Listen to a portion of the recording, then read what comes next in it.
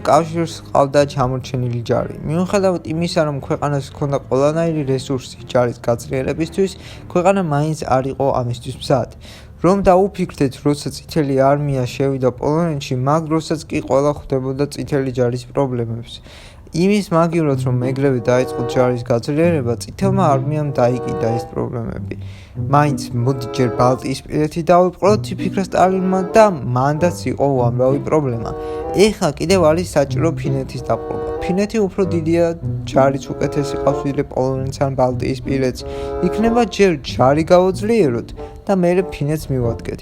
არა, დაიწყო ზამთრის ომი, სადაც ფინელებმა გაანადგურეს საბჭოთა კავშირის ჯარი, მაგრამ ომი კი არ წააგეს. ეს ჰქონდა მიზნად სტალინს, რომ ფინეთის საზღვარი ცოტა გადაეწია, თორემ ლენინგრადთან ძალიან ახლოს იყო. რა თქმა უნდა, ეს ხუმრობა იყო. ამ ომის მერე კი დაიწყეს უკვე ჯარის რეფორმირება, მაგრამ უკვე ძალიან გვიანი იყო. მასშტაბური რეფორმები 42-ში უნდა დამთავრებული იყო და 41-ში წითელი არმია მტერს დახვდა მომზადებელი.